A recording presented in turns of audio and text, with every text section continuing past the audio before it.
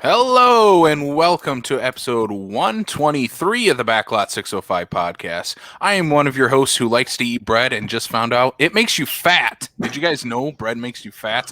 I'm Does Casey. make you fat. It does Fake make news. you fat. I would say 90% of my diet is bread. So yeah, I know it makes you fat. Super carbs. I'm joined with, as always, by my co-host, Mr. Brian Mensing. Brian Mensing, the eighth evil X of Miss Ramona Flowers. The eighth evil X. All right, I'll take it. Yeah, Brian, how you doing? Not too bad. Not too bad today. We're gonna have a fun one here. We brought up, Ramona Flowers because we are gonna talk some Ramona Flowers in Scott Pilgrim versus the World, which is our main topic here for this week as we're continuing Versus Month. We kicked off with Freddy versus Jason, then we jumped into the People versus Larry Flint, and now we're doing Scott Pilgrim versus the World. Is there a rhyme or reason to what we're doing? No, not at all. Just movies that have verses in it. Yeah, good, very good throughput line there, right there. Freddie and Larry Flint and Scott. Yeah, perfect. Yeah, it seems like it all goes together. Mm-hmm. It does. I mean, it makes sense in a way. I don't know how, but someone out there on the internet can find the through line between those three movies. But you know what, Brian? We're going to be joined here on the special episode because we're talking about Scott Pilgrim versus the World. It is heavily influenced by video games and gaming. So we thought, why not have some experts in the gaming field on this podcast? So we're joined by Tom and Joe from the Average Joe's Gaming Podcast. Welcome to the show, gentlemen. And already I am staring at your background trying to find which game I want to play. I see Ghostbusters. Yep. Yeah. There is always at least one or two on the shelf that you might want to play. Yeah, well, at least. That's become my through line of this entire show through like online, streaming of things is I see everybody's background. I'm like, what collectible, what movie, what game do I want to have off your guys as well? That's what I always try to look for. This is just one of the walls. Yeah, so, exactly. I mean, you should this see it from our perspective. Mm-hmm. Yeah. So they got a better perspective. I have to have a green screen so it doesn't look so bad. Yeah. Just so Brian doesn't have to make his bed, he puts up his green screen. Yeah. Hey, you know what? About what you're doing. Well, guys, let's give a quick introduction to your podcast. You guys are also, you do have a gaming store, if I'm not mistaken, that is going to have a grand opening here in the next, 2 months, I believe in May, if I'm not mistaken. May, yep. Nice. Come up here pretty close. Memorial Day weekend. Awesome. So, can you guys give a quick introduction? What you guys do? What your podcast is about? What the store is going to be about? So I one day I was born, and we're gonna go quick, right? So all the way through high school, and then after. Yeah. We need the biography of the Average Joe's. This is the Average Joe's biopic podcast. Yeah. You guys chose to do it right now, so that's cool. Yeah. We can make it even longer and start with the day I was born, which was before the No one has Kennedys time were for killed. that. So yeah. All right, so basically we just talk about random stuff.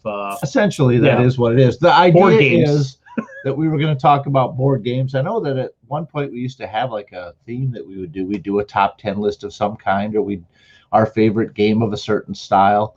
And we still do that occasionally. Yeah, occasionally. We almost always do discuss what we've bought during the last week, which in my case is not as much as in his case. We do talk a lot about what we played.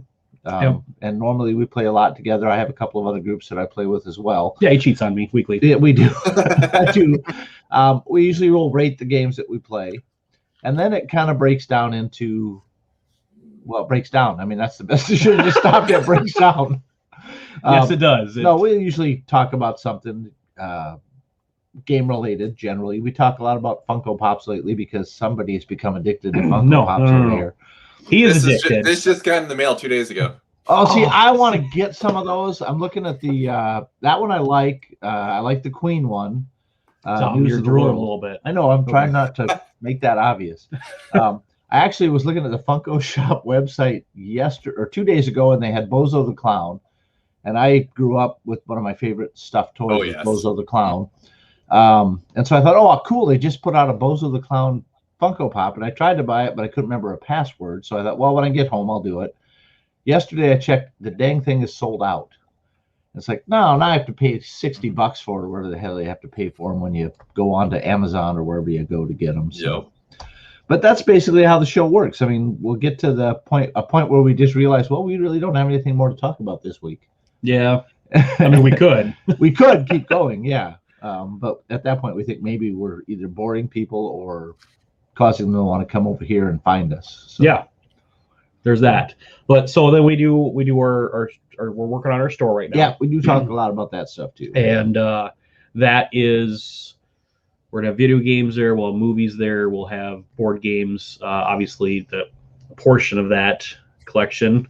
So I have a little over 1,500 games that'll be going into the store library. We just picked up virtual reality, the Oculus Quest 2. Yeah, Tom's addicted to this now. Well, not addicted, but it freaks me. Yeah. It freaks me out.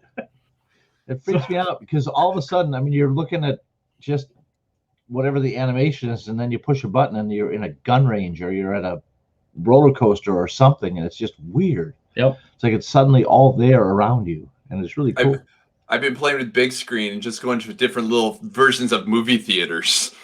Oh, that'd be kind of cool. Oh, it's borderline creepy on how, like, you know, some of it's very cartoony, but then some of it is very, very, you know, especially with the dim lights. When you just looking around going, I feel like I'm really there. Yeah, the Jurassic Park one was funny because, and it was just a demo of the Jurassic Park, right? No, it's like a little scenario or whatever. So it's a scenario. Yeah, anyway, you're walking around, all of a sudden there's blue, and blue is literally just right in your face.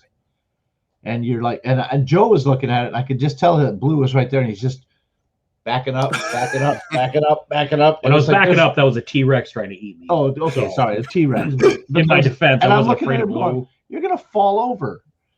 Yep. And then when I did it, I'm watching it, and blue goes running away, and I don't see the T-Rex, but all of a sudden here comes a little baby Triceratops chasing him. Yeah, it was a whole different experience when Tom was playing. He's trying to milk the raptor. Yeah, so I'm watching this little Triceratops play with the butterfly, and I sort of turn with it, and all of a sudden there's blue standing up on a log, and the little Triceratops makes this squealing noise and makes his own log and poops and faints, and I'm like, what? And it scared me. So he again made his all own I hear log. is laughing behind me, but I'm in this world and it's really weird. I'd never seen anything like that before. I think the closest I ever come is one of those video games when you're in the arcade where you pull the thing down and put it over your face, where you know the sticky 3-year-old's face has been there, and it's like, ugh. But, if you're lucky. Yeah, if you're lucky. But anyway, it was a pretty good experience. I really enjoyed it. And then the gun range yesterday. I got him to do the gun range. The worst part of that was I dropped my pistol. So I bet you have to bend down to pick it up. You actually have to bend down to pick it up. And I could hear behind me, I'll get in front of him, and all of a sudden I went wham, and I thought I hit the counter. But I actually hit his 4-year-old son. He's a child beater who was fascinated by what I was doing. I didn't realize what I'd hit, and I felt so bad about it. But it's all right. He was plotting your death. Yeah. So, anyway. So besides that, Tom's a little tangent there. So besides that, we'll also have some arcade machines there and a ton of cool nerdy merchandise for retail. So that's nice. It's not going to be your typical game store. It's not going to be your typical whatever. It's just it's my own style, kind of twisted onto it. It's basically this room that we're in right now. It's a giant game room, so where you can everyone will have something to do. It's gonna be family friendly. It's gonna be nerd friendly, and it's gonna be affordable. So if you want to spend all day there, it's not gonna cost you a fortune. If you want to check out like the premiere movies where they do the HBO Max whatnot, and so like if you had Godzilla versus King Kong, you guys were talking about versus. Yep. So if you wanted to do something like that, instead of dropping $100 at the movie theater, you just come on over to Average Joe's and we got free popcorn. So something like that. Yeah. Nice. Awesome. Yep. Awesome. Yeah. So go check it out. We'll get some plugs here at the end of the show. And I mean, I'm going to try a transition here. I don't know how it's going to work. And I've been trying to think of it for the last 5 minutes. I don't know how it's going to work, but if you don't have the Oculus to watch your movies, you can still go out to the movie theaters to watch your movies, because we do have some box office results here for this past weekend. Did that work? I don't know. It did. That was yeah. pretty cool. It shows up All on right. there. Good. All right, number one is a movie that is at the box office and at home on Disney Plus for $30 to rent this movie. Raya and the Last Dragon pulled in $5.5 million here in its second weekend out. Brian, We're watching that one tonight. Are you going to go to a theater, or are you doing the Disney Plus? $30. Yeah. As I say, if he's going to go to a theater, the closest I think we said was Mitchell. Yeah. Because it's not here in Sioux Falls. Yeah, the Cinemarks are one of the chains that are not playing it. And wow. They don't do the dual release. So if it's coming out on streaming and on theater at the same day, Cinemark is like, those movies don't count. Besides the HBO Max ones. Yeah, it's odd. That's it's true. A weird thing. They must do the Hulu ones too, because I know Nomadland was in the theaters here. So, but I think that was just at the state though, because I don't think Cinemark had that either. Cinemark had it because I was looking. Huh. Yeah, I was looking because I was trying to decide if I wanted to go to a movie, and then somebody called me and wanted to play games, so I did that instead. Don't worry, he likes to be wrong a lot. It's okay. No, I did see Nomadland, and that's actually still what I'm thinking about today. I might go to a movie tonight. So aggressive. So, all right. Yeah, I mean, I can't do the $30 rentals for me. It just doesn't make sense. And for me, this, like I said this on the show last week, the Cinemark deal with Disney Plus makes 0 sense for Cinemark to do that. It's like, no, it makes no take sense. any movie you can, right? Any new movie you can, especially a family Disney movie. It's like, take that. You're going to make at least some money on your concessions to do this. Yeah, that's concessions. That's where you make a ton of your money. Exactly. Yeah, I think if Cinemark, and I think AMC is the other big one that does the exact same thing. It's like if both of those guys were to release these movies, this number probably could be on the verge of being double, I think. So I looked it up after last week when he talked about it. I think AMC is the only big one really carrying it because Cinemark is not, and Regal is still closed. Okay. So I mean, they're in AMC theaters. That's it. Like which sucks. It's like, I don't understand some of these theaters that are open not carrying this movie, but I think this number would be a lot higher if Cinemarks were open. Regals, I do expect to start opening again pretty soon. Well, and I guarantee if the West Mall 7 had been open here in Sioux Falls anyway, they would have had it. Mm-hmm. Yeah, because they were doing first run movies before they shut down again. So. Yeah, I think you're right. I think for the sake of local play and whatnot, I think if Western Mall hadn't gone quick to do some maintenance and whatnot, we would have been able to go see it. Then I would have gone and seen it because I'm not going to drop the $30 either. Yeah. Last I heard, they were going to bring this back in when they reopen. So hopefully they'll bring the movie in when they reopen in, I think, a week or two. So it should be open. It's like around the 27th. Yeah. Yep. Number 2, another kids movie, family movie that is on streaming and in theaters. Tom and Jerry, a little over $4 million. Third weekend out for Tom and Jerry. Again, should not be this close to Raya and the Last Dragon. And that is purely because it is in every movie theater right now. Yes. So what have you guys seen Tom and Jerry? I did because I have HBO Max, and I tell everybody is, you know what, it's not going to be hard hitting, win a bunch of awards and whatnot. It's cute. It's for the sake of old people like myself who grew up on Tom and Jerry. I'm older than I look. You just look rougher than he is. That's probably true. There you go. But the fact that, it's a way to be able to, I guess, introduce these characters to a generation who doesn't know who Tom and Jerry are. Yeah. There are some performances that are kind of feel like they're phoned in and whatnot, but it's cute. I mean, it's Tom and Jerry, but it's not gonna be anything, it's not smash it. Well, it reminds me when you said it's trying to introduce a new generation to characters. It reminds me of when the Smurf movie came out.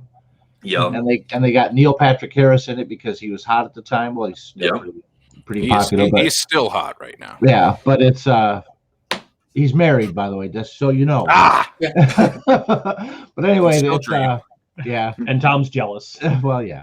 But that seems like what they were doing with the Smurfs there. They were trying to bring it in for a newer generation to watch. And that's the first thing I thought of when I saw the Tom and Jerry movie coming. I went, oh, they're just trying to bring this back, which is good. I hope they do, but I don't know. It's like you said, it seemed like some of those performances were being phoned in from my kids' favorite movie right now. Is it really? Mm-hmm. Oh, wow. They loved it. Yeah. I will check it certainly out. say, for the sake of the 3D-ish animation for the animated characters, it is pretty good. So I like the fact that they kept it looking traditional animation, but still had it with that 3D twist to it. So exactly, it's not the claymation look. It looks like cellular animation, but it's it does look like it might be okay. And I did like the Smurf movie, to be perfectly fair. So. We're gonna boogie on through the next three because number 3 is Chaos Walking, 2.25. Number 4 though is Boogie, $730,000. Used the Boogie reference a little early, but that's all right. And then number 5, way to screw that up. Number 5, I just didn't want to talk about Chaos Walking. No one cares about that movie. Agreed. Number 5, The Croods: A New Age. A little over $500,000 for this movie that came out 7 years ago. I was going to say, well, you went longer than I did. I was going to say 2 years because it feels like it's been out forever. Yeah, how many weeks has this one been out for? Thanksgiving weekend, I think. Yeah. I think so, yeah. Wow. Okay. It's been out. It's been out on Blu-ray for almost a month now. Okay, yeah, that's what I saw it at Walmart, and I was really shocked that they did a sequel to this because it seemed like they waited forever to do a sequel on a movie that was 7 years. Yeah. It is. Yeah, that's where the 7 years comes in. Yeah. So. I don't know. I mean, for the sake of the first one, I enjoyed the first one. I did. Again, it's not like it's going to be like a Toy Story or a High Caliber, win a bunch of Oscars and stuff like that. But it's a good, fun movie, and you got Nick Cage. Yeah. This that was my question. So, is the original cast in this one? Yes, everybody. Okay. Ryan Reynolds, Emma Stone, Nick Cage. It's got top-notch talent attached to it too. They do make a small toe joke that I'm not fond of, but that's a separate issue. If you're a listener to our show, you'll understand that. Brian, you mentioned that there might not be, Oscar talk around this. I don't know. I've been hearing some animated movie Oscar talk for Croods: A New Age, so I think I would be okay with that. I mean, we're not going to talk about the Oscars because those come out, I believe, tomorrow as we're recording this. So we'll have to, I don't know, we'll have to do something on them. But I don't know. We could be talking Croods when the Oscar nominations come around. Who knows? Mm-hmm. Well, like you said, it's got a big name cast. So exactly. Yeah, the original. So yeah.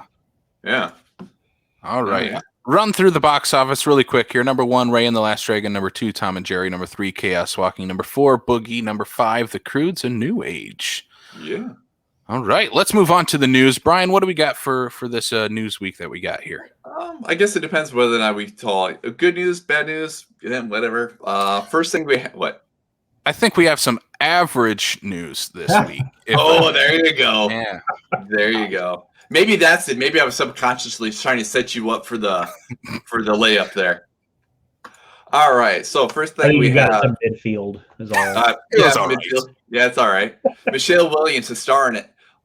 Role heavily inspired by Steven Spielberg's mother, which I know that Spielberg is working on some sort of semi-autobiographical biopic or something and whatnot. So I don't know. I mean, I enjoyed Michelle Williams. I think she's a fantastic actress. I think until we know more about what's going on with this particular project, it's just going to be what names are going to be getting thrown around. So.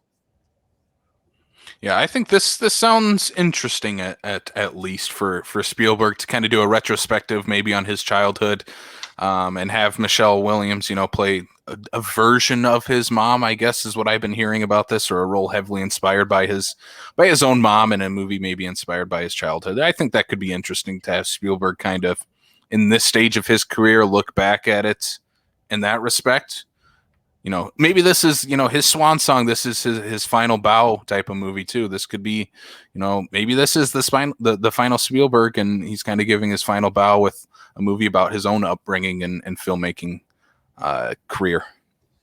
Yeah, I know nothing about Steven Spielberg other than the movies that he's done, so that could be kind of interesting to see something as to what influenced him to make the films that he's made in his life. Because if you look at his oeuvre, for lack of a better term, it runs a gamut. I mean, you got a guy who basically backed Star Wars and did Schindler's List, and he did E.T., and it's just a real odd mix of movies. Mm-hmm. And what influenced him to make these movies, you know. And I mean, he's jumping into the musical category later this year. He's doing a remake of West Side Story. That so one I mean, intrigues the bejesus out of me because that's my absolute favorite musical of all time that I've never been in, and I want to be in that someday. But I'm a little old to be a jet or a shark at this point. I'm pretty sure I'm going to be stuck as Officer Krupke. I'm pretty sure that's what I will say, as someone who is also a fan of the original West Side Story, I mean, it's not that I don't think Spielberg can handle it, but that is an interesting dynamic of a musical for him to try to take on. And I'm very interested to see how he pulls it off, if he can pull it off, because I mean that is by all means an amazing classic. Yeah, well, it's Romeo and Juliet, but it's done in such a unique way with it's the weird part of that movie to me is it's contemporary today, and it was made in the very early 60s, I think. It's still contemporary today in regard to the themes because it's more than Romeo and Juliet. It involves racial issues and some other things too. So I don't know what made that one of my favorites, but it's always been one of my favorites as a movie and as a play. So agreed. Looking forward to seeing that one actually. Oh, I'm right there with you. That's one of the ones I'm definitely looking forward to that I definitely want to see in the theater. Yeah. Okay. What? Go ahead. Go ahead. Oh, okay. I'm ready for this next one. You're ready for this next one? I almost want to flip it to the third one and leave this one for last, but I won't. Elizabeth Banks has booked her next directing gig for Cocaine Bear. And the title says it all, really. Yeah. The title it does. This is one of those ones where when I heard the premise of this story, or at least the back, I was like, this is the kind of weird crap I want to see Hollywood make. And then I realized this is based on real things. It is. And I pulled it up just because I wanted to get the specifics or whatever. 1985, a bear finds 40 plastic bags of cocaine worth $15 million and proceeds to eat them and die. Like, my only question is what exactly can we do that's going to turn this into even just a 90-minute film? Like, I'm intrigued by this, by all means. I want to know more, but where do we go from just, all right, he found some dope and he ate it? Yeah. So I'm curious, did the bear just find it, eat it, and then die? Or did it find it, eat it, get really jacked up, and then start killing everybody, and then at the end died? Yeah. Let's see here. The autopsy of the bear cause of death was cerebral hemorrhaging, respiratory failure, hypothermia, renal failure, heart failure, stroke. He got really jacked and then died. Bringing back the 80s. So they're going to draw that out a little bit. All right. So it finds the cocaine, gets jacked up, and then, maybe gets a full-time job, goes to Studio gets really angry, and then kills a bunch of people. Is this the bear from Revenant? I'm actually Leonardo DiCaprio for a while. I'm really hoping Nicolas Cage reprises his role in a bear suit from The Wicker Man, and then combines it with Mandy and how much cocaine he takes in that, and that's what we get with Cocaine Bear in this movie. That would be hilarious. Right there, you've got a box office hit. And the weird thing is, bears have been in the news lately chasing skiers in Europe. That's because the skiers have the cocaine. That's probably it. The skiers have bags of cocaine, and maybe they should start looking into the skiers being chased. That's where the cocaine is. The bears are not stupid. They're like, I want to go get my high. Go get those guys. Skiers have it. They are known to carry cocaine while they ski. And I hate to say it, but that autopsy was faked because the actual cause of death was the human arm jacked down the throat. Okay, so that's really what killed the bear. Yeah. Elizabeth Banks is the part where I'm like, sure, okay. I mean, the original guys attached to this are the Radio Silence guys who did Ready or Not a few years ago. Mm-hmm. And I think it's because they were working on Scream that this didn't come up, I guess, is why they're not now attached to this. Is Elizabeth Banks is fine. I'm sure this will probably be an R-rated comedy type of movie is what I'm assuming with maybe her gang. I would assume Seth Rogen seems like the guy that would be in this movie. He just seems like he's the bear. He would star as Cocaine Bear. Yeah. Yep. He could be the voice of the bear. It's could be he gets high on cocaine and Seth Rogen's voice comes out of this bear. Yeah.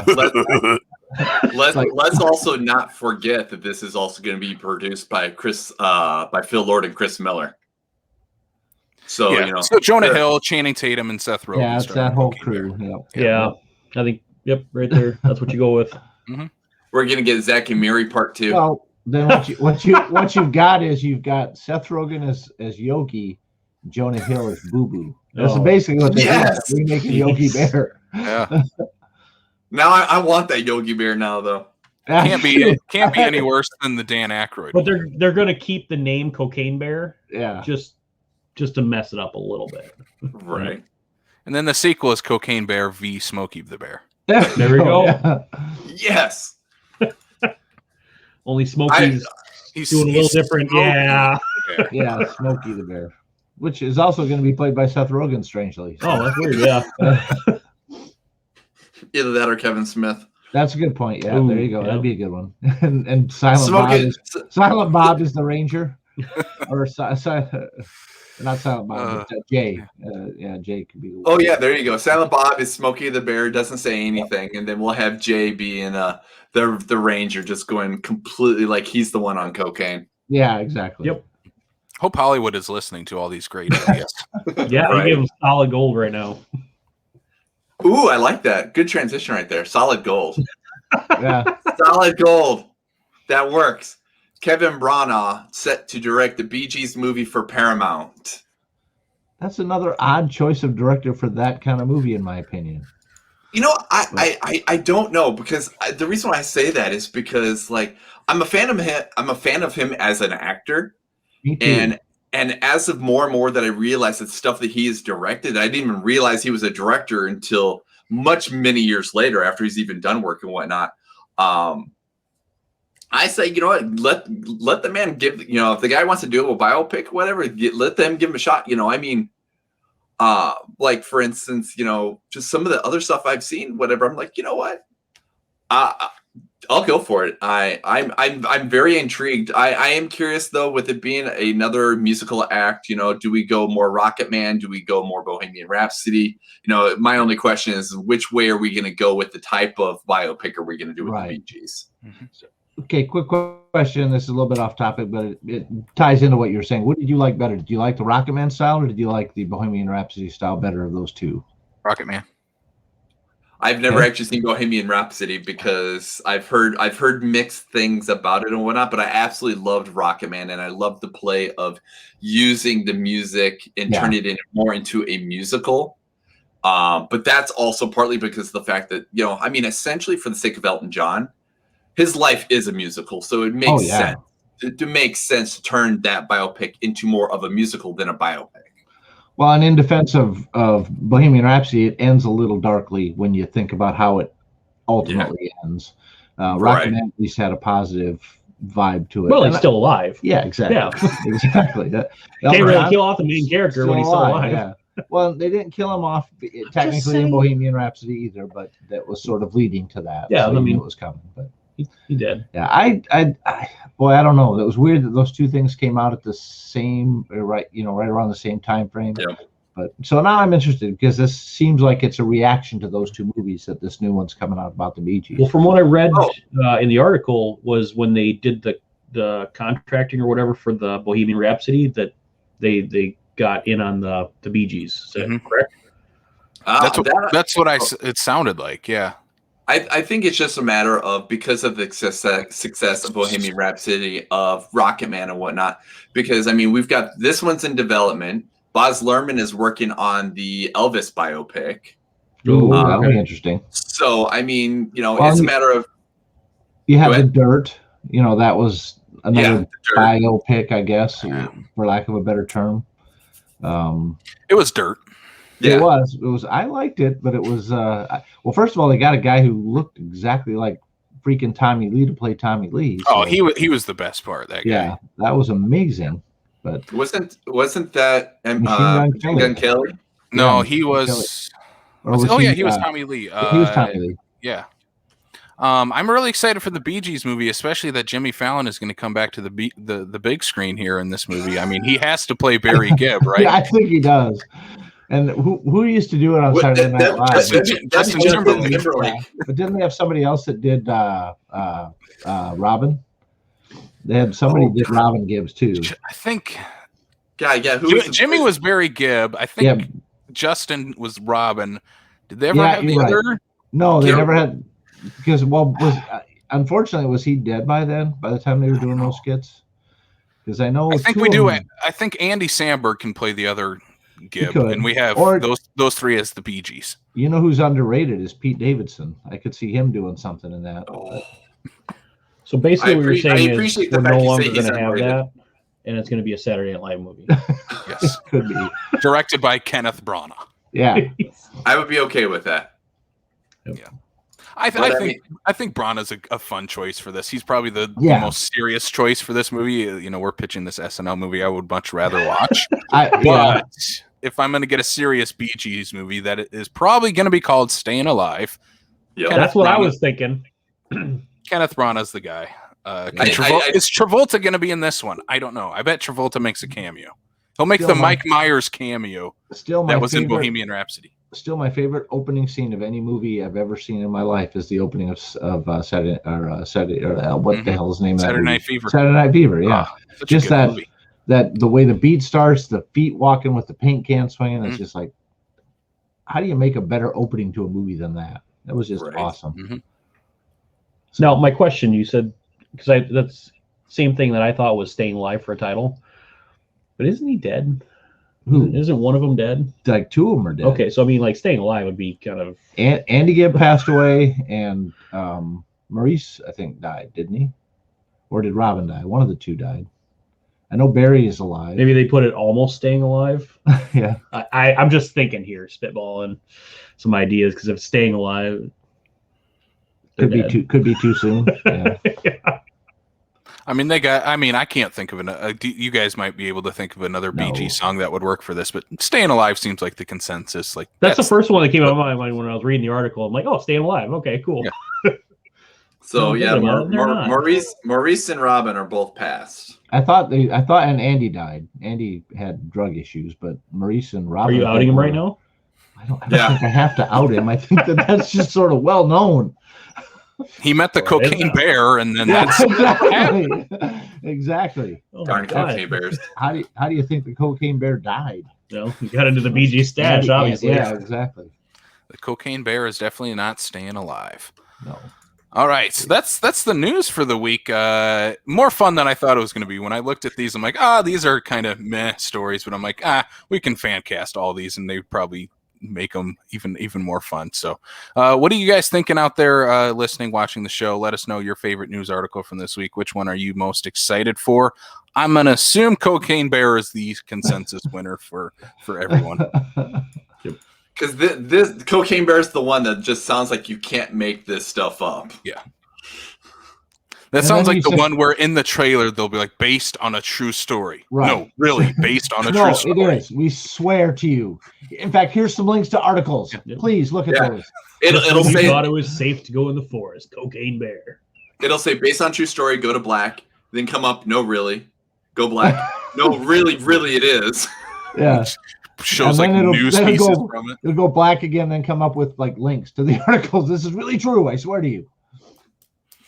All right. I think we're ready for our main topic then for this week, Scott Pilgrim versus the World. But before we get into that, we're going to throw it off to a special introduction for this episode. We're going to throw it off to professional wrestling announcer Charlie Eccles, who's done an amazing job giving us these little wrestling style intros. And here it is for Scott Pilgrim versus the World. Ladies and gentlemen, are you ready for Backlot 605's main event of the evening? Tonight's main event will be contested in a gauntlet match. We have, standing at 5'8", the Canadian 22-year-old Scott Pilgrim. He will be running against every one of the Guild of Evil Exes, starting off with the Mystic Pirate, Matthew Patel. He's a pretty good actor and a very good skateboarder. Lucas Lee. He's a vegan, which basically means he's better than you. Todd Ingram. The bi-furious half-ninja, Roxy Richer. Coming in to create this to make it a handicap at the end of the match, the Katiyanagi twins, Kyle and Ken. And if Scott can survive, he will then go up against the biggest asshole in the movie, Gideon. And on the line is the heart of Miss Ramona Flowers.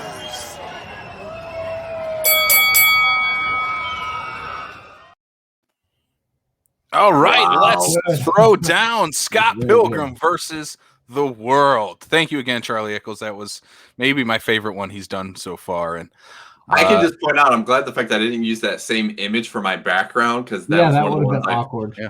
That would have been awkward. So I'm glad I'm stuck between these legs, I guess, instead. Pretty sure that's the first time those words have ever come out of your mouth. Is it though? On a podcast? Probably.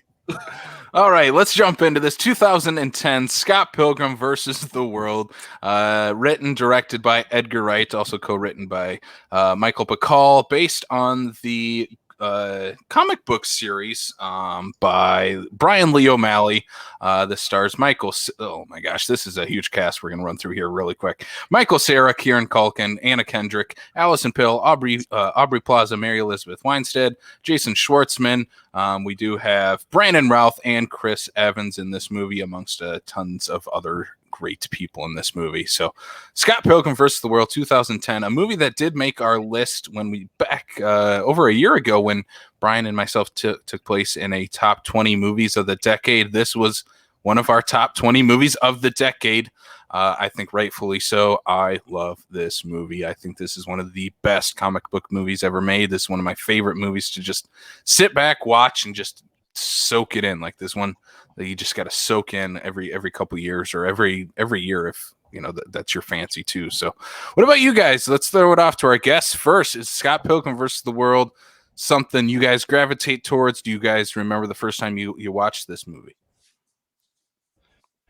Well, I am a comic book guy. I really like comic books, but that is not my style of comic book. I'm not a big anime, and I guess this is sort of on the end of anime when you start looking at the comics. To go see it, so I said, okay. Well, we went to the theater, and I had no idea what this movie was. I had not even a clue on it. And it absolutely sucked me in. It was fascinating. I loved the premise of it.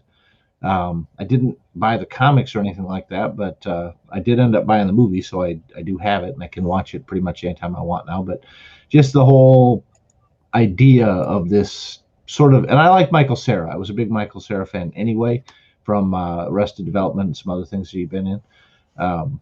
Just really enjoyed the movie quite a bit, more than I thought I did. And plus, the real revelation in this movie to me was Kieran Culkin.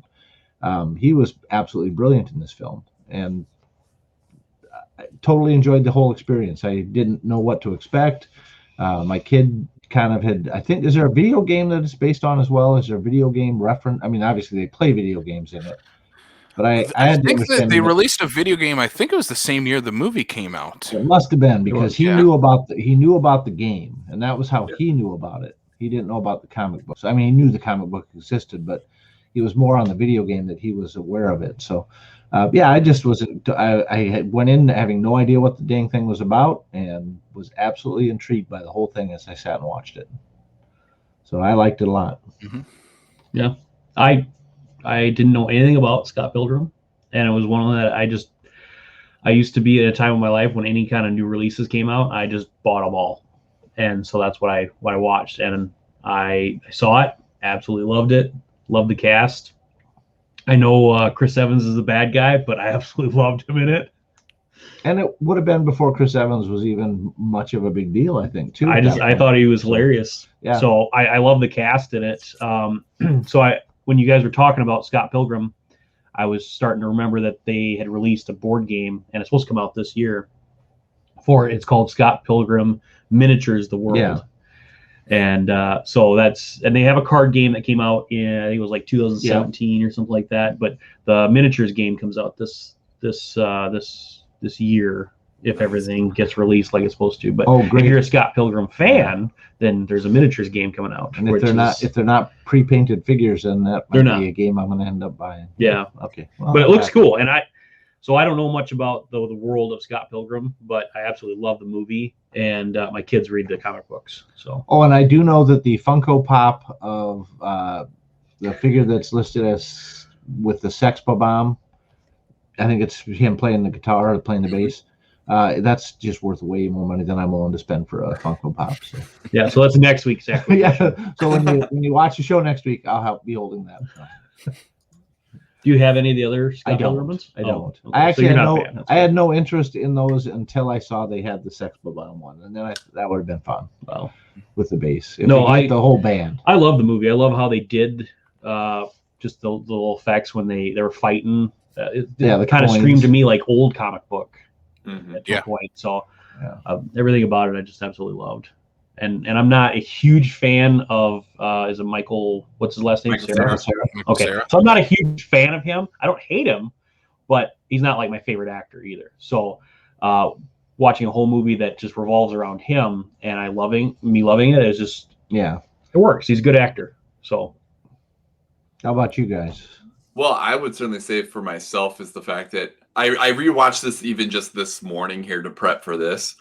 And I always seem to forget how much I absolutely enjoy this movie until I'm rewatching it again. Like it never gets old.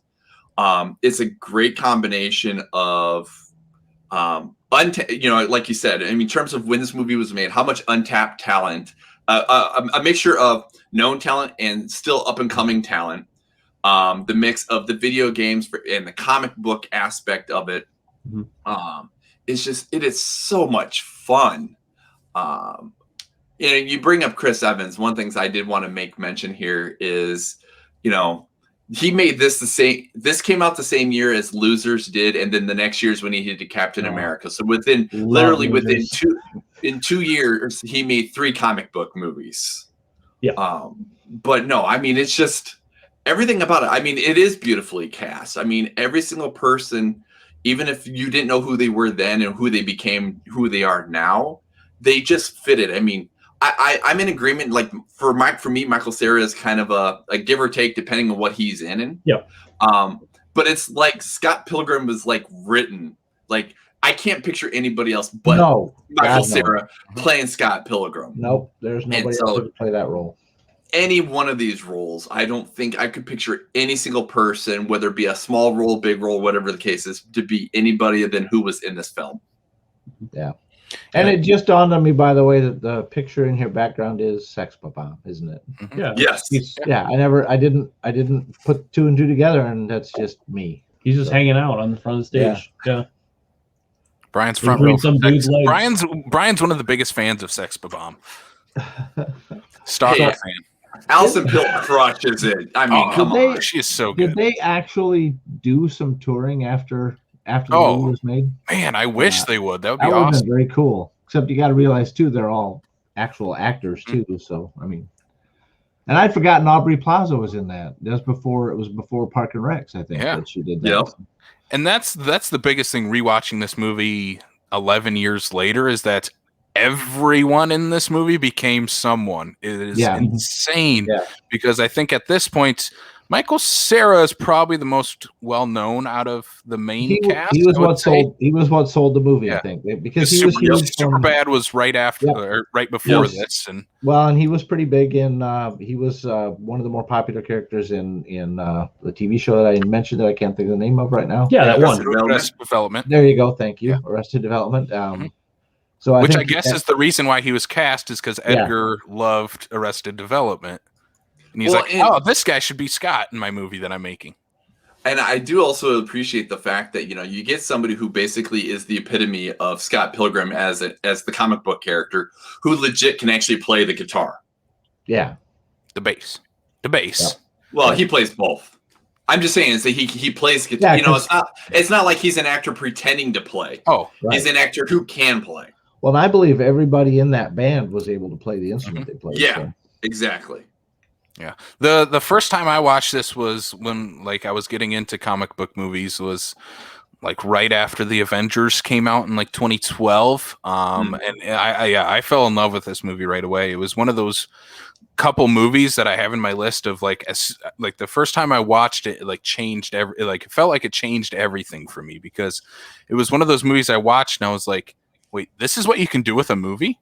Just in the way this movie was edited, the special effects in this. I mean, even watching it now, the fight scenes, it's seamless when Michael Cera's in there or when a stunt double's in there. With everyone in this movie, it's like it's so seamless where the transitions are. I don't know where the transitions are, I think, is the best part of it. And I think this movie is just incredibly directed, incredibly edited, acted. I think this is just one of the great movies of the last 10, 20 years, and I think the cast is awesome. Like Kieran Culkin is so funny in this movie. My god, those Culkin kids, they got a future in this Hollywood business. They might make it. They might make a living as an actor if they want to try. No, I honestly, I remember watching the movie and going, who is this guy playing his roommate? He looks really familiar. He sounds familiar, but he doesn't look enough like his brother. Mm-hmm. I mean, he looks a lot like him, but not enough like him to make it go click in my head that it was the same family. Mm-hmm. Right. And my oldest kid was a huge Home Alone fan. It came out when he was about 4 or 5 years old, and I remember going to see it, and then we bought it. We had a couple of video games based on that movie. And so he right away knew that it was Macaulay Culkin's brother, but it's just like I didn't put two and two together, and it was such a different type of character than I was used to from a Culkin to see this guy who was so snarky and no big deal that he was gay. Didn't matter. Mm-hmm. That was not a, I mean, that was just a side thing, which was one of the first movies I can remember seeing that as, in where it was just, so what? That's how that is. That's how it goes. And the fact of the way they played it in the movie and used that, it wasn't like they were trying to, make it more than it actually was. Right. It was like you're sitting next to your friend at the bar or whatever. Mm-hmm. It's just a guy, and that just happens to be part of the aspect, which I thought was fairly impressive as well, especially for Hollywood back in those days. Yep. You got to remember the whole acceptance thing hasn't been around that long in regard to that.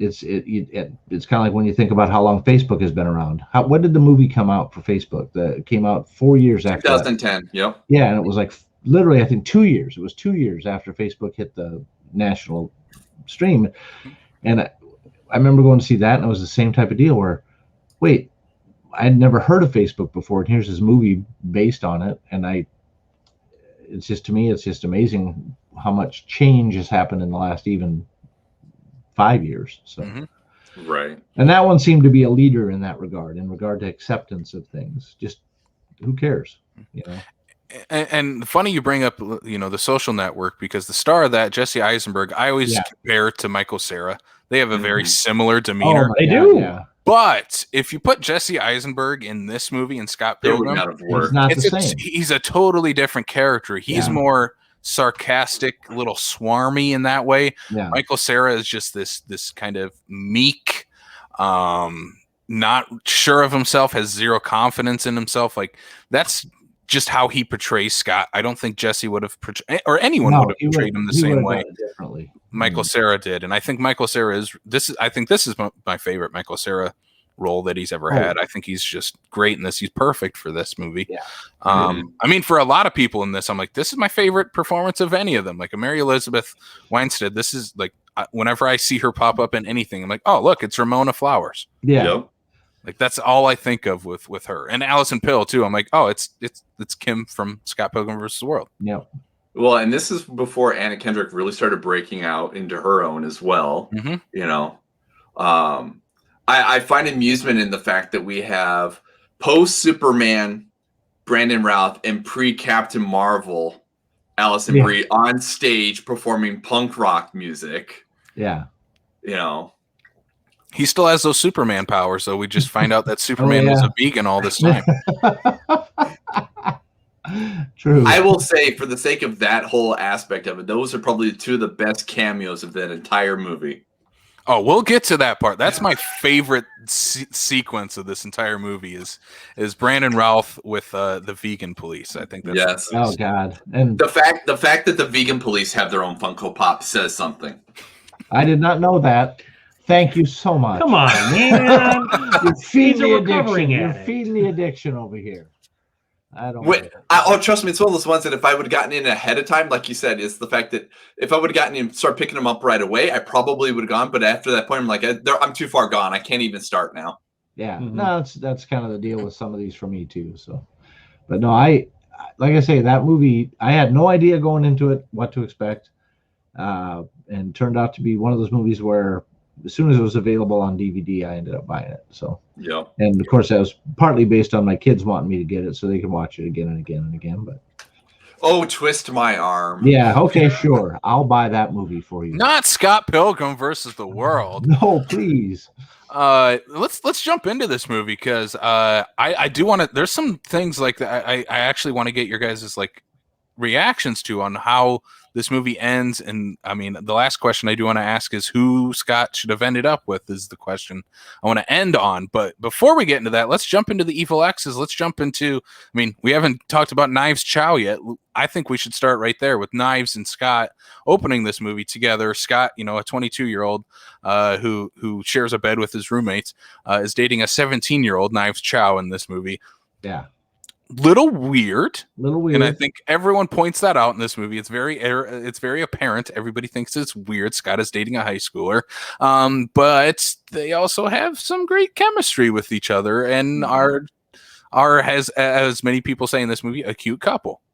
They are, and don't you get the impression that they are a very platonic couple? I mean, for that it's gone as far as it's gone. Right. And she's maybe even a little more anxious to take the next step than he is.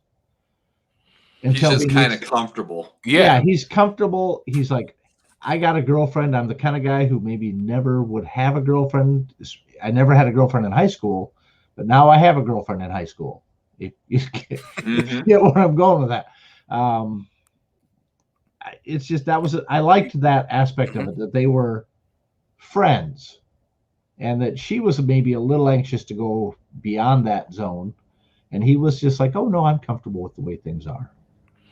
Yeah, and again, he's coming off a relationship with Brie Larson. So, he's down in the dumps. His ex-girlfriend is now the lead singer of this uber popular band. She has left him for a vegan who has superpowers. Haven't we all? Wow. But I mean, I understand where Scott is coming from in this movie because, like, yeah, he's come off. It's a year since his, relationship with Brie Larson in this movie, and he's trying to recover from that. And he's a guy who has zero confidence in himself. It seems like he probably met Brie Larson's character like while they were in bands together. That's what it seems like. Yeah, they probably met each other through the underground scene of being in bands and stuff together, and now he's very wayward, has no idea what he's going to do with his life because a person he probably thought he was going to spend the rest of his life with has moved on, is past him. Now he's just dating a high schooler, and that's just, I mean, they have great chemistry together, but it seems like he's just going through the motions, not giving any try to the relationship with those two. And then Knives is still in high school, still trying to figure herself out as well. Yeah. And that's why I think the character arcs both of those characters have by the end of this movie are really, really great and interesting to talk about. But I mean, then the manic pixie dream girl of Ramona Flowers shows up in Scott's dreams and then shows up in his real life and immediately falls in love with her. Like, just first sight, falls in love. Why would you not when you've got the blue hair and the rollerblades in the middle of winter? I mean, and just the attitude that she conveys. The I just don't care attitude. Yeah. Mm-hmm. And that's what it seems like for Scott, is like he's more attached to the idea of Ramona Flowers at first than he is to her. I don't know how do you guys feel about that? That's what it seems like to me. Is like she literally shows up it's the girl of his dreams. Yeah. Literally shows up in his dreams. Yeah.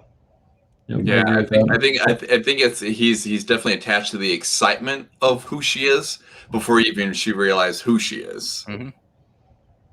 Yeah, and then I mean we talk about like you look at all the baggage that Ramona is carrying, literal baggage, and that she has 7 evil exes that are going to come after Scott and has to fight all of them before he can be with Ramona and start dating her.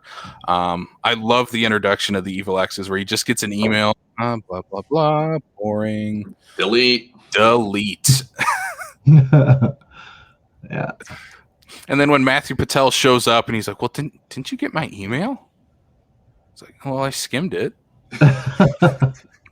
That's what everybody does with emails. You're lucky if you even open it up. But I mean, I suppose it's 2010, so it's not like we're huge into the texting phase of cell phones just quite yet. So right, yeah.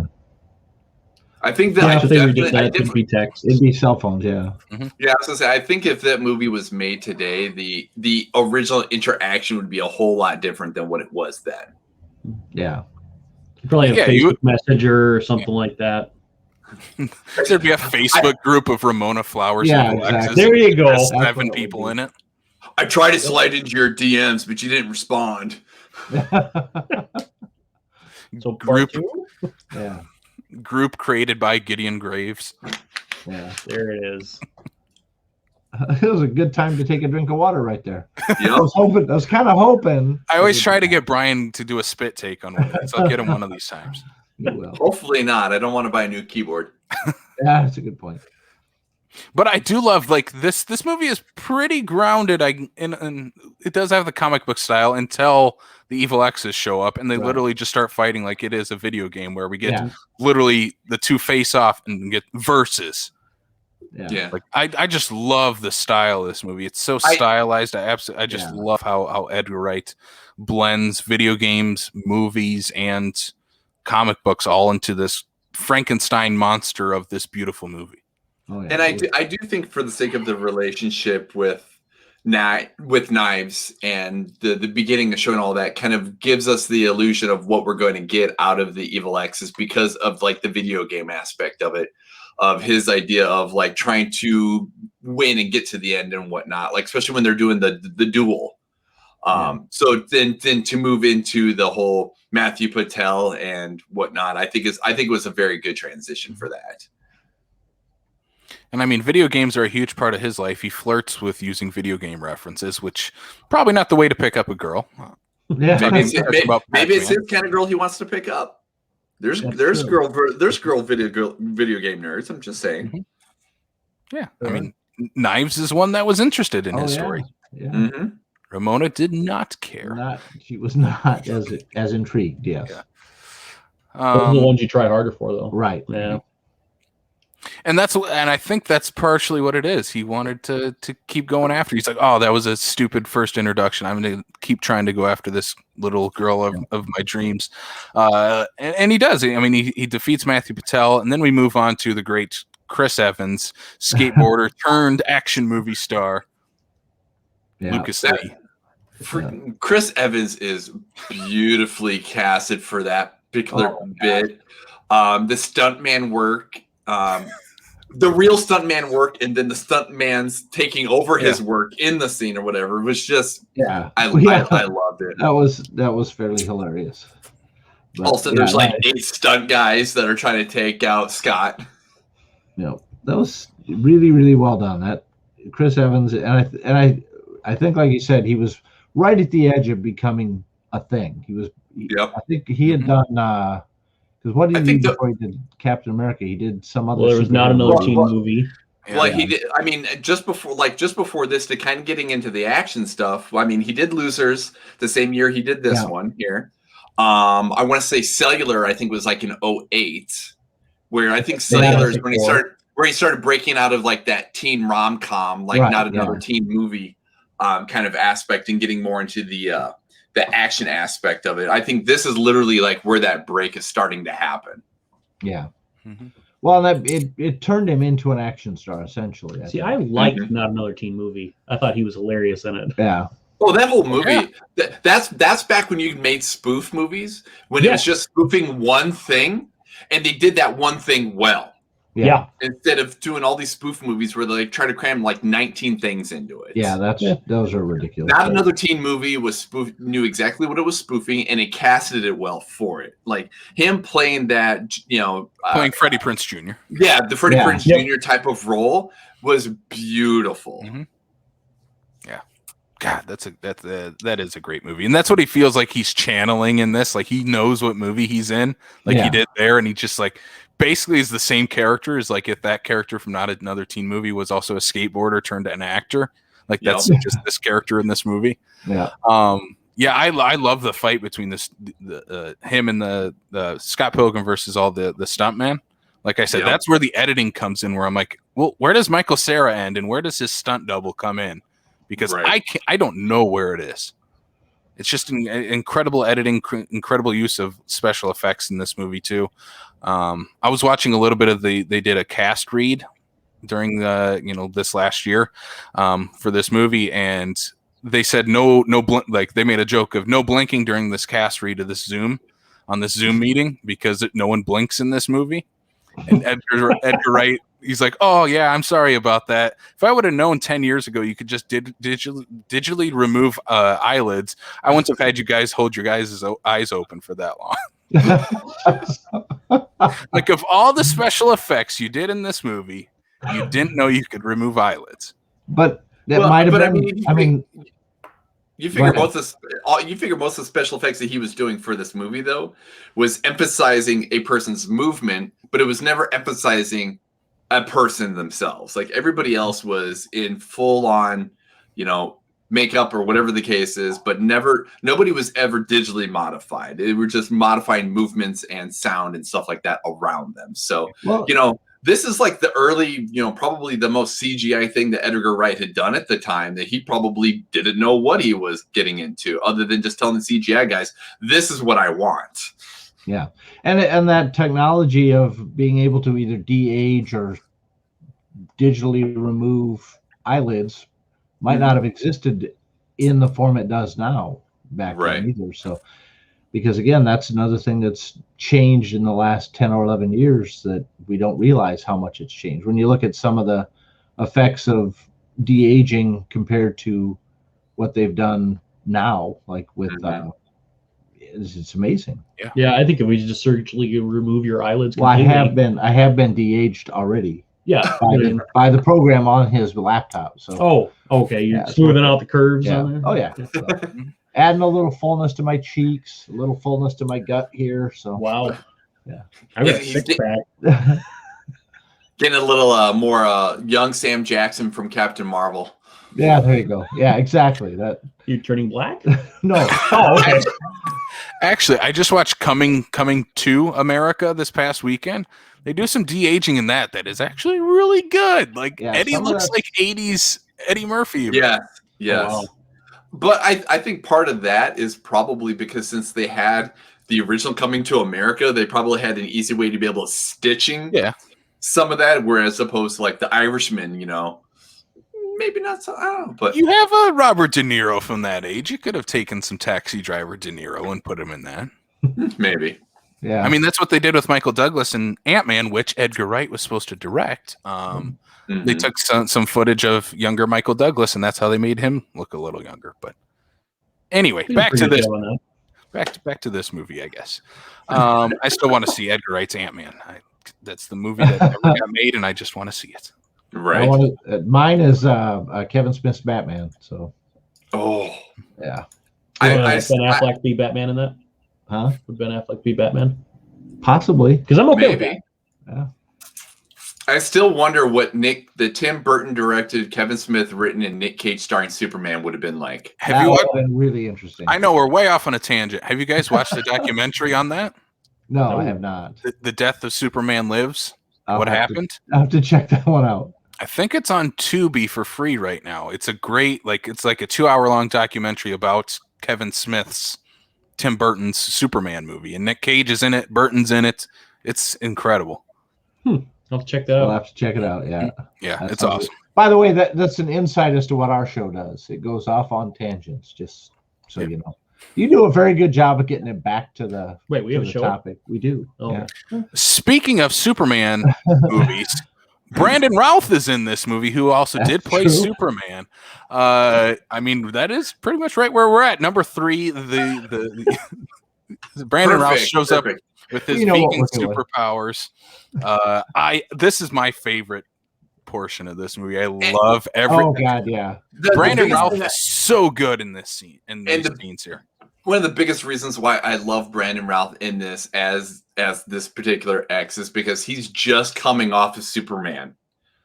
When he's taking on this, because it's 2008 is Superman, then we get into this and whatnot, and to kind of be able to, like, you know what, I can be Superman, but look how much fun I can have doing something just completely oddball. I mean, he definitely has some of that superhero is because of the vegan powers and whatnot, but like, would you have ever looked at Superman and going, I expect to see you with frosted tips?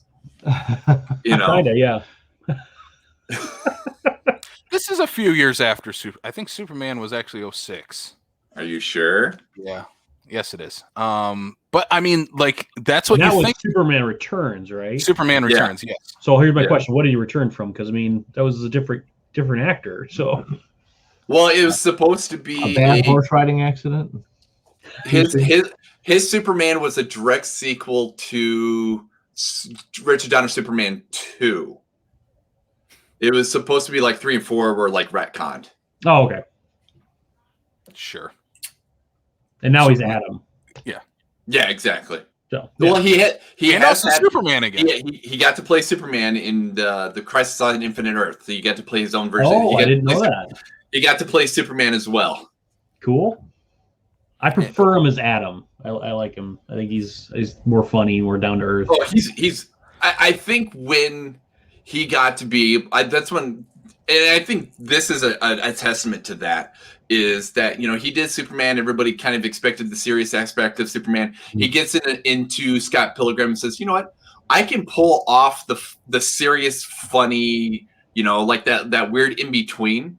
Because then now we get things like Adam in the CW, like when he did like Dylan Dog, there's action involved, but there's still comedy. Like I think Scott Pilgrim gave him the legs to be able to say, I can do funny without having to be 100% serious all of the time. I think it's more in line with his personality. He just seems like the most laid back, coolest dude. Right. Just like super chill, goofball type of thing, but also like he's a beefy dude who played Superman. Mm-hmm. Yeah. Mm-hmm. Yeah. That's what you get with Iowa boys, Brian. Yeah, something about that. Props on Dylan Dog, though. I absolutely love that movie. Mm-hmm. Dylan Dog is so underrated. Yes. So underrated. And if I remember correctly, comic book movie on top of it. Mm-hmm. Yep. I binge watched that for like a week. Well, now I have something to look up because I don't know what that is. Are you serious? Seriously, Oh, get out. I've actually never seen it. I've seen the cover a million times, and the cover is not good. Like, not enough for me. Like, I need to watch that. It's just like Brandon Routh, like, looking all cool. Considering the fact that you're the horror guy, it blows my mind that you have not watched Dylan Dog for the simple fact that he plays a detective for basically the werewolves, vampires, like the underground supernatural aspect of it. Like, one of the whole bits about it is his best friend ends up dying and becomes a zombie. Mm-hmm. Like, you're the horror guy who's never watched Dylan Dog. Yeah. Dylan Dog, I'm blown away by this at this point right now, Casey. So is this a series or a movie? It's a movie. Okay. I think yes. I'll put it on the watch list. I do like Brandon Routh. What Brian and I are saying is we are severely disappointed in both of you. I'm sorry. Yes. Understandable.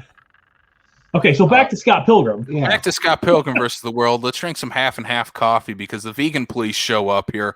I love the battle of wits, this little battle of wits Scott has, where he has one with soy milk in it and one that has half and half. And Brandon Routh thinks, he's super smart and can figure out with his vegan powers which one has the half and half.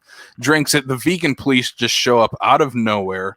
I love this. There's no reference to the vegan police before this or after this either. It's just they show up, have laser finger guns, take away his vegan powers.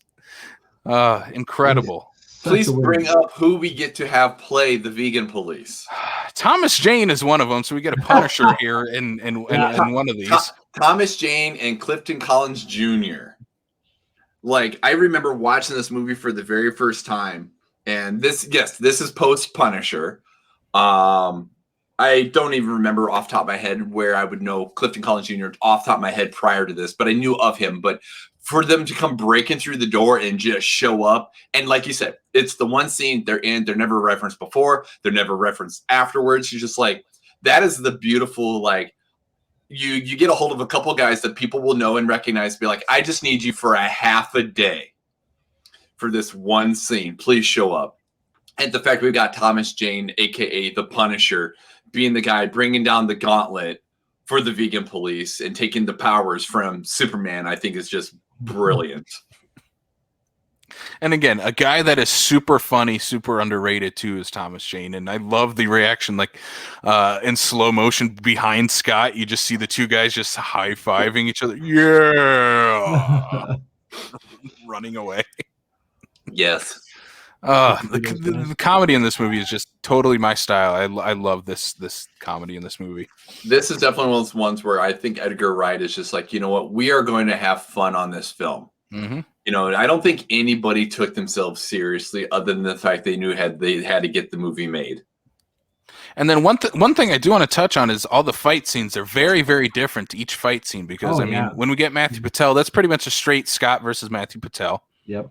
Then you get the second fight where it's basically Scott has to use this guy's own arrogance against him, and he skates down these steps and just explodes at the end. Yeah. Well, when you're going 300 kilometers an hour, sudden stop is not going to be very good for yourself. And then the third fight with Brandon Routh is a battle of wits, and basically the guy's power gets taken away from him. And then here we get Scott has to fight a girl, which he refuses to do so. So Ramona fights for him and uses Scott's body to fight one of her evil exes. I'm like, that's an awesome idea for a fight scene. And like, I can't think of another movie that has used someone else's body to do the fighting with it. I mean, this is some Weekend at Bernie's stuff right here. And I also think it in two things I want to bring up Kieran Culkin for is the fact that, is in the same, like you made mention about that he's gay, it's an aspect of his character, but it's not overly done to the point where Edgar Wright's like, the only people who are going to actively hit a girl are going to basically be the assholes. Scott's not an asshole, so therefore he can't hit a girl. So he needs to use when Flowers needs to be able to do it for him because he's not going to be able to hit a girl. I forgot to mention the Brandon Routh maybe has, after he punches the highlights out of Knives' hair, that's one of the best lines of this movie. He punched the highlights out of her hair. I don't know. Going into this one here, that's why I say it. And I bring up Kieran Culkin again. It's the fact that just all of a sudden just cuts to him real quick. Kick her in the balls. He has great references or great little one-liners in this movie. Right. Scott! Evil X. Yes. Yeah, I think again, great fight choreography in this too, and using Michael Cera's body as mimicking the fight in this is great too. Again, I can't tell where the cuts are. It's just this is how you use great editing in your movies. Absolutely. The fight I am least excited about is when he fights the twins at the end, because it is, I don't know, it's basically like, all right, let's get to our final boss. Like this, it's the Battle of the Bands fight again, very different than the other fights. He's not fist fighting anyone in this. It's two dragons versus Mike Sex Bombs, like giant Yeti creature, which is again a fun monster movie. This is maybe a preview for Godzilla versus Kong. Maybe we'll get something like this in that movie. And Sex Bomb playing over it. That'd be awesome. That would be awesome. Also, music from 2000 coming out of the screen. Ooh. You made the mention of the previous fights to this here have been unique to themselves, right? The Battle of Arrogance, the Battle of the Bi-Furious, stuff like that, whatever, right? This one here, though, I agree with you. It's maybe not quite as action-packed as like the previous ones are, but this is the fact that he knows as an individual, he has no way of being able to take on the two of them. So this is the battle of him coming together with his bandmates to be able to overcome these two as well. So I think it's that kind of battle. So I get where they're going with it, but you're not going to see Allison Pill and the other guy, raising fists though too. So this is the different means of using the power of what he's got going on to take out the twins. So I get where they were going with it. And this feels, and at this point, Scott and Ramona have broken up. She's back with Gideon during this. You see, this is kind of the transition for Scott's character in a way. He's kind of taken more of a grasp on his own life. Like, he's the one yelling out, "Hey, we are Sex Bomb," instead of, Kim doing so on drums. And it feels like him really, really changing as a character. This is where he gets his one-up that he'll use in the final battle. And it feels like he's really taking charge at this point, except what happens at the end. Ramona Flowers goes off with Gideon. The band basically breaks up or kicks him out. Young Neil gets to take over as bass player. And then we get to, have our final confrontation at, Gideon's awesome little lair nightclub thing that he has. I think this is a great way to we have all of our characters finally coming to a head here. Like our intro said for this, Gideon Graves, who is just the biggest asshole in this movie. He is the biggest asshole in this movie. That was the other reason that I kind of wanted to see the movie, is I really like Jason Schwartzman too. So, he's just Again, just like I've said with everybody else in this movie, I can't picture anybody else on any of these characters and whatnot. And Schwartzman was just the prime individual for this. Like, he pulls off the cocky asshole aspect of it without even flinching. Like, he looks effortless in this role. Yep. And Gideon, he feels like a version of Scott if Scott got really popular and successful in his life. Like, this is what could happen to Scott. Like, it feels like Gideon probably had a similar upbringing to Scott, maybe a nerdy, meek type of guy, but then got super rich and powerful, and now basically has Ramona Flowers in his own grasp and his control. And you're at this point in the movie, you might have been on the fence about Scott in a way, but when you have him go against someone like Gideon, you're like, yeah, I'm rooting for Scott. Gideon's a douchebag. Honestly, felt that I rooted for him pretty much through the whole thing. You rooted for Gideon? No, wow. You're kind of a monster. No, for Scott. Especially, it started particularly with Chris Evans thing, because that I could relate to that, the bully aspect of it and all that stuff. It was just, that reminded me of my childhood. You're a bully? Being bullied. Oh, okay. Now I feel like school with Chris Evans. Again. Yeah, basically with a guy who... You went to school with Chris Evans? I think probably Chris Evans was a few years younger than me. So no. But no, I just, you can relate to the aspect of the bullying. That, he's been bullied, and now he's finally come... And that's where he really sort of came out of his shell in regard to defending himself and defending Ramona and defending even Knives at that point. Defending her quite a bit throughout the whole thing. So I just enjoyed all the aspects of it. So, and I did like too the fact that you're seeing level 1, level 2, level 3, and then finally, like you said, get to the boss monster at the end. So that felt like a video game on the screen that I didn't have to actually play. So. Yep. But you wanted to? No, I didn't want to. My kids did. Both my kids did, but I didn't. I'm not a big video game guy. No, but after watching this morning and knowing that they just re-released it on consoles and whatnot, I think I do really want to play that Scott Pilgrim game. It looks fun. No, they needed the virtual reality. That would be okay. I'd play that. I would play the hell out of that. Yep. Yeah, I do love that this is an entire journey for Scott through this. Well, going through all these evil X's, he's also learning self-respect, which he gets a power up for by the end of the movie, and he gets the power up of love here in the fight with Gideon. And yeah, I think this is a great character arc for Scott to go through. And you make reference in the power of love and whatnot, but I mean, like in regards to his character arc, like you're bringing up here, though, is that the power up is what he comes back, and it's self-respect is how he wins, because it's not love what conquers, it's his own self-respect that ends up conquering. Yeah.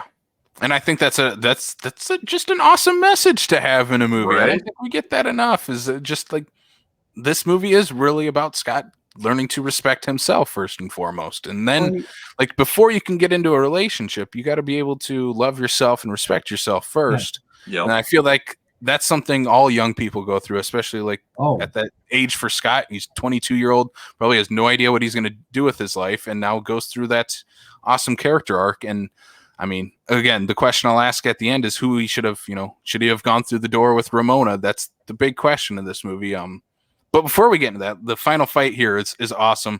I think Nega Scott is such a great bait and switch joke of this movie.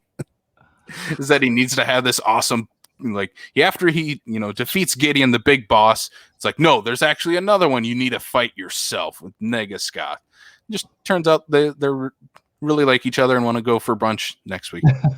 Yeah, I love how they just walk out like it's just, oh yeah, we were just having a good old conversation. No big deal and whatnot. So I guess I'll jump into the final question then. So by the end of this movie, Scott has learned self-respect.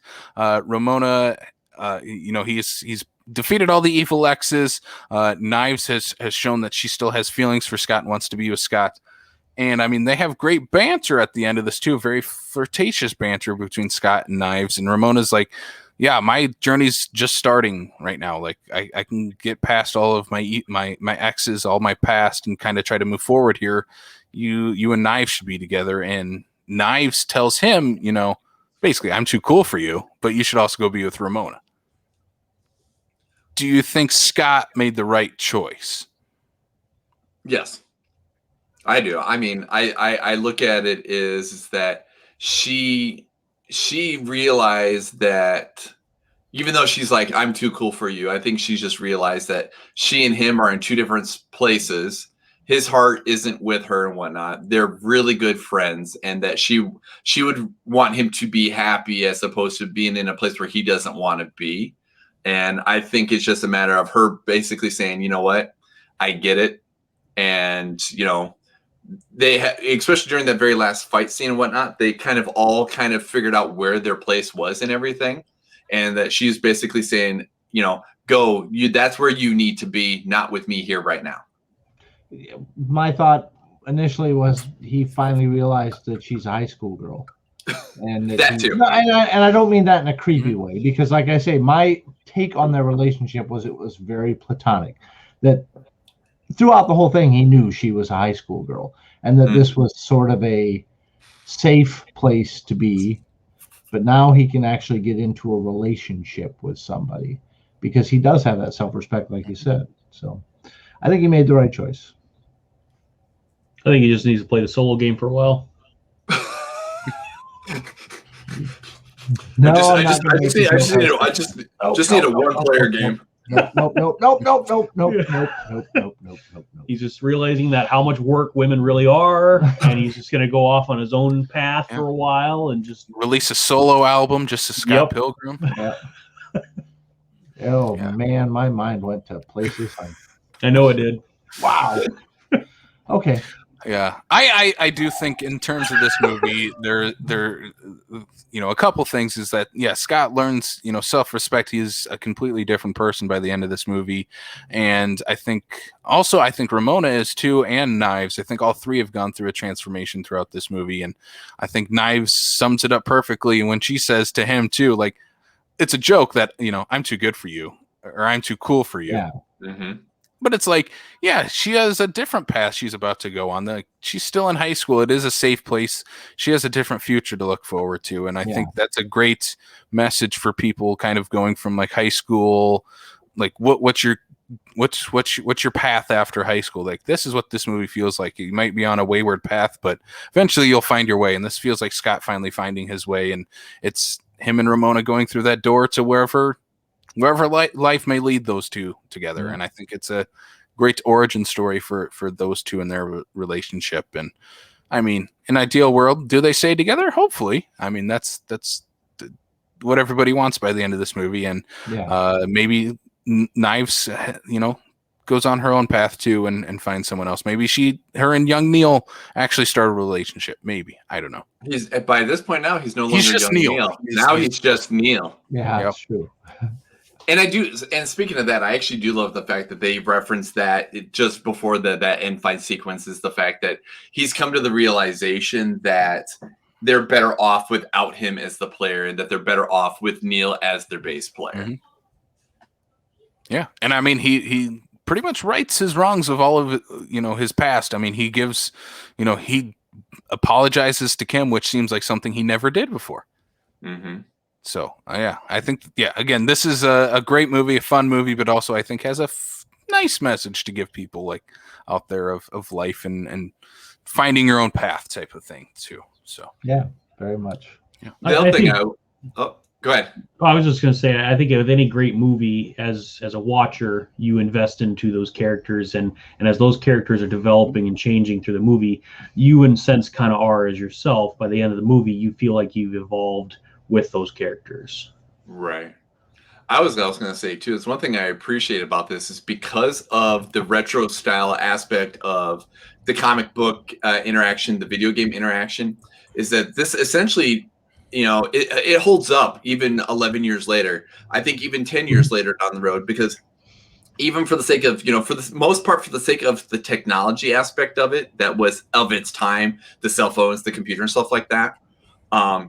It lends itself to the retro aspect of the video game and the comic book side of things, to the point where even 10 years, 20 years down the road and whatnot, nobody's going to flinch about any aspect of this here, just because it's at that point, it's all going to look retro at that point. So I think, the ideas of the movie, just everything about how the movie is laid out, and just the nuances about it, I think are going to keep it as in a film that's going to have a special place for years upon years. Right. Mm-hmm. And just the simple fact that they're releasing a board game of this year, doesn't matter if it was 10 years ago or 12 years ago or whatever. It's relevant to this day. And there's that fan base where they're still releasing video games, they're still releasing computer games and board games now. So there is that fan base. So if you're one of those people that wants to get the board game and you're just like, well, now I need to see the movie. So now where do I find that movie at? You know, what streaming device is it on or whatnot? So honestly, I do think this is one of those movies that maybe 5 or 10 years from now we're going to see on Turner Classics. Because if you look at, and I'm not comparing it to Citizen Kane or Casablanca, but it's got some of that longevity feel about it, that it's a universal, there's a universal feeling to it as far as that arc that he goes through. And like you said, it could have been just one of those dumb teen romance comedies with a little bit of a special effects thing thrown into it, but it's got a lot more to it than that. It's more than it has a lot of depth. It really does. There's a lot of character depth. There's a lot of things to think about in regard to what he goes through in his arc during this whole film. So I feel like you're downplaying it. I think anybody that hasn't seen this movie should watch it and watch it several times. Probably. Yeah. But that's what I say. It gets on TCM or whatever passes for television in the next 5 to 10 years. Streaming, most likely. It'll be, right. I find myself watching a lot of these old movies and going, well, there's a reason that they're still around, that you still talk about them, that they're still relevant to this day. And this is one of those movies I think that might fit into that category at some point.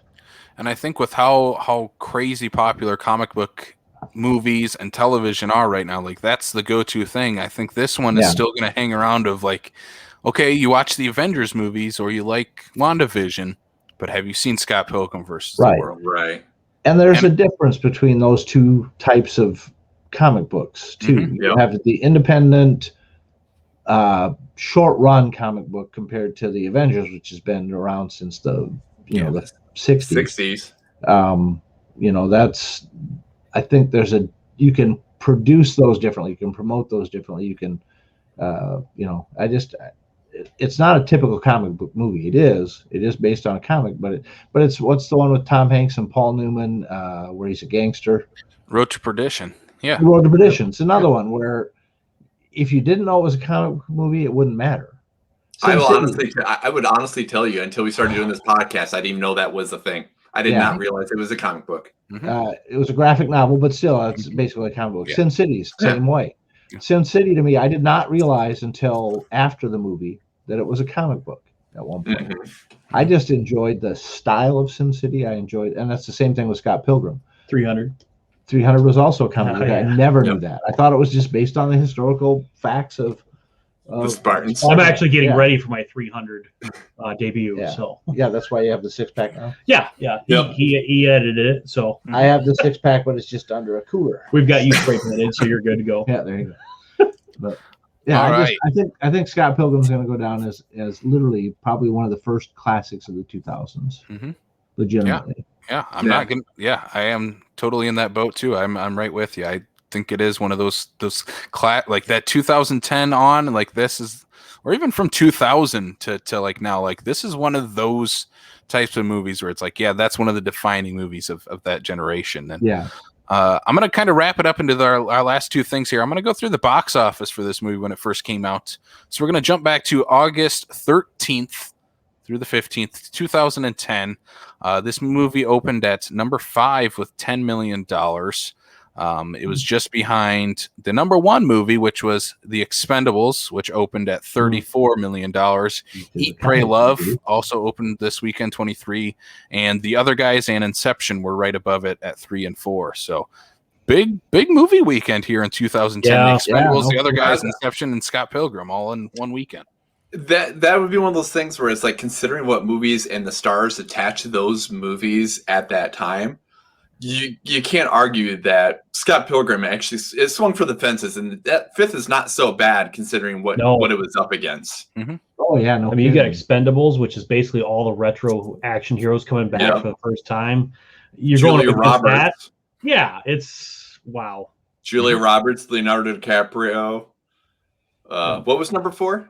Number 3 was The Other Guy, so Will Ferrell comedy, and then that's a good one. Inception was in week 2. Had the one of the best opening scenes I've seen as well, with that where they jump off the building and aim for the bushes, and they don't.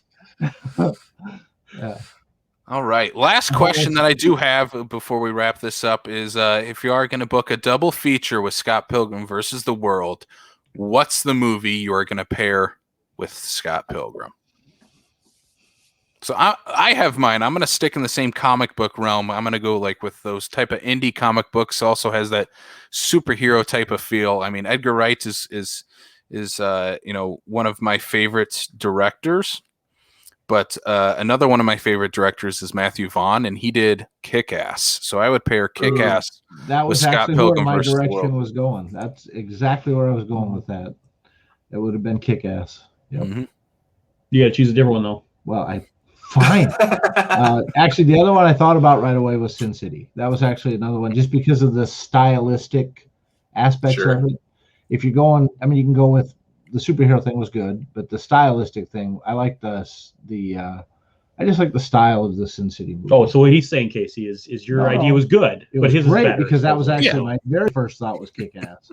But my second thought was, then if somebody else picks Kick-Ass, I'll go with Sin City, which would be my choice.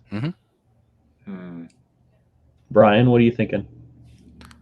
I've been on the fence about this one here, because part of me, after my brain started changing my mind after I brought it up and whatnot, because I really I want to follow this up with Dylan Dog, because it's just a completely different comic book. I mean, it's not what people would expect that, they look at it and go, that's based off of a comic book. No, it's weird. It's different. It's Brandon Routh not being what people would expect Brandon Routh to be. So yeah, I want to go with that, which I did look it up. That thing must be out of print, because it's not available digitally, and it would cost me $30 to get it on Amazon for Blu-ray. Jeez. I'm glad I still have mine then. I'm good. So I will be on a lookout for a DVD of Dylan Dog. It's not at Last Stop, so painful. Well, for me, it's going to be The Losers. I would definitely team that up with this. I absolutely love The Losers. I love the cast to that, and I think the cast on that was just as well done as the cast on Scott Pilgrim. So. And think of how many people that are in The Losers who went on to continually make comic book movies on top of that too. Yep. I mean, Idris Elba we've got in there. We've got Zoe Saldana in there, Chris Evans. I mean, granted, yes, The Losers is just an amazing cast. Yeah, and I think it's one of those underrated comic book movies.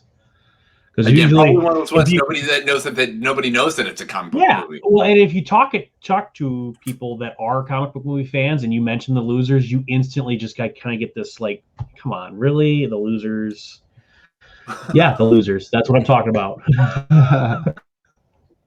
All right. I think those are all fun choice. I would do any of those double features. I think those are all really fun choices. I mean, the only other one I thought of was to do the Eric Bana Hulk movie, just because of the comic book style of it. I still think it's kind of one of its own in that style. It's not a good movie, but style wise, I think I like the style. I agree with you there.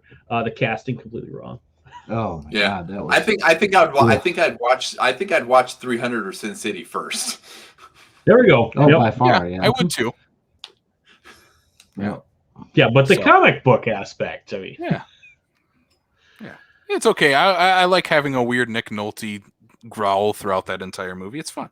See, and I didn't mind Nick Nolte in that movie. It's everything else that came with it. That's what I hated. I didn't really and like Nick Nolte I am a either. huge Hulk fan, so watching that movie was brutal for me. Who has been your favorite Hulk? Well, Lou Ferrigno and Bill Bixby. He was old school.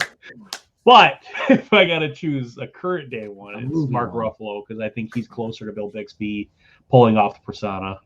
Well, plus they actually used. I did not like Ed Norton. I'm going to say that right now. I didn't like how he did the Bruce Banner. I didn't like that.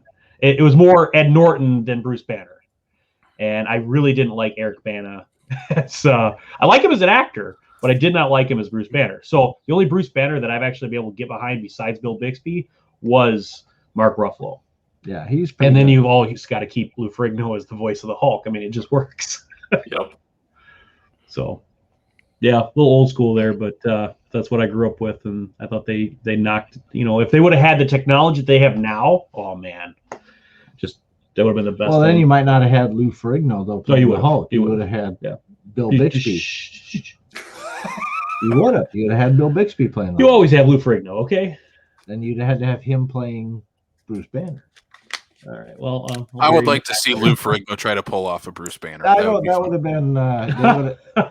Yeah, there's questions in regard to what they would have had to do with a voice and all kinds of stuff. Yeah, so. I mean, that's all right. Yeah, whatever. Yeah. All right, let's wrap this thing up. We'll let people know where you can find this. If you guys haven't watched Scott Pilgrim, go get on that train. Get on Scott Pilgrim. Let us know your thoughts in the comment section. And if you do want to leave a comment, you can do so on any place you can find us on social medias. Which, Brian, where can they find us on social media? Oh, on the social medias, Facebook, Twitter, Instagram. Find us at Backlot605. On Facebook, we also have the South Dakota Film and Community Group. Join the conversation. We just like to chat and have fun about talking about movies. And if you can, give us a nice subscribe or leave us a rating and review on Apple, Spotify, Google, Stitcher, Amazon Music, and on YouTube as well. And if you would like to join our Patreon, you can get some extra bonus content there. We have a $1, $3, $5 tiers there. Brian, I know, is very excited about our $5 tier this month, which is a bonus episode on a Versus movie, which I don't know if we've announced it yet, have we? If we have, I don't remember. So I'm going to go with no. I'll announce it right now then. We're doing Lake Placid versus Anaconda for our bonus episode of Versus. Why are we doing this? Because I like to torture Brian. Because you like to torture me. Yeah. You like horror movies. Now I'm curious, which Anaconda? Oh, it's the original. It's the original Anaconda series, and then the Lake Placid series teaming up on a straight-to-DVD movie from a few years ago. Sharknado versus something equally horrible. Yeah, I could have gone worse, Brian. I could have done like Sharktopus versus Werebear or something. There's something called Sharktopus? Cocaine Bear. Yeah, Come on. Cocaine Bear. There was some sort of like sci-fi original one that was something like that starred Debbie Gibson and Tiffany. So there is a Sharktopus movie. Yeah. Oh my There, God. I probably would have gone for that straight up 80s weird like retro throwback kind of. Yeah. So Okay, I again, will that'll follow be coming out on our Patreon. $5 tiers bonus episode. Listen to me and Brian rip Anaconda versus Lake Placid to shreds. All right. And we got to give a shout out to our patrons, Logan, Blake, Andy, Derek, Lou, Corey, and Darren. Thank you guys so much for supporting the show. And we're going to throw it off to the Average Joes. Where can we find you guys online? Where can we find the podcast? Where can we find you on social media? Oh, wow. He points to me. You're the man. We're on Facebook, Twitter, Instagram, YouTube. We're on all your podcast formats. We're everywhere you don't want to look. So, Yeah. I leave it up to him because I'm old. I have no idea on the Twitters and the TikToks and the YouTubes. And I mean, YouTube I know, but yeah. Facebook I know. But beyond that, we start going, no. I have a friend who Instagrammed me one time, and I'm like, don't ever do that again, please. Not good. Yeah, we're just Average Joe's Gaming. That's where we're at. So if you want to check us out there. He's on paper. That's the only place you can find you find me. I write a column every once in a while. I'm the only one that reads it, but no. Yeah. Wow. So if you want to sign up for the mailing list, he'll send a letter out to you every month. Oh God, don't give me that responsibility. Yeah, and I'm taking applications for a new co-host. So Casey, Brian, if you're I'm already looking at being replaced by your daughter. Yeah, so. yeah, she's sick. So I mean, She's told me she's going to replace me. Yep. So. Does she get the hat after you leave? No, the hat. She might get the he's gonna mustache. bury. She might get the mustache, but I'd say you get to keep the hat. She takes the mustache. Yep. Exactly. Yep. Oh, The source awesome. of all the power. Tom, Joe, thank you guys so much for joining us this week again. Go check out Average Joe's Gaming anywhere you can find us. I'm sure you can find these guys online as well. And we'll give an awesome share to this on social media, and we'll share your guys' grand opening for your store coming up here in the next, was it May? Correct? May 29th. May, Yeah, May 3-day 29th. grand opening. We're gonna have lots of free stuff. Ooh, I think Everybody likes free. stuff. Yeah. Oh, and then in the future of this show, our show is going to be broadcast from that location. Yep. So Right in front of our cool castle. Yeah. Awesome. Well, thank you guys again for joining us on the show. We can't wait to have you back. We'll have to do like another nerdy type of thing. We'll come. We always do nerdy stuff. We'll figure it out. Suggestion: I love kaiju, so I mean Godzilla, King Kong, just same. Well, that's why we're doing Versus Month here. I know, it's awesome. I just got finished watching Kingdom Monsters, so I can prepare for that coming up here. This I watched that 2 nights next ago. week. This is the first time I finally finished it. Actually, Mhm. I had never Really? watched it out from beginning to end before because the beginning of King of Monsters is a little rough. It is. I'll agree with you there. But the King Kong versus Godzilla should be pretty cool. Yes, it is. And I'm going to leave it off with Go Godzilla, because Godzilla's going to win. Anyway, for Brian Mensing, I'm Casey Kelderman, and we'll check y'all out next time on the Backlot of South Dakota. Right.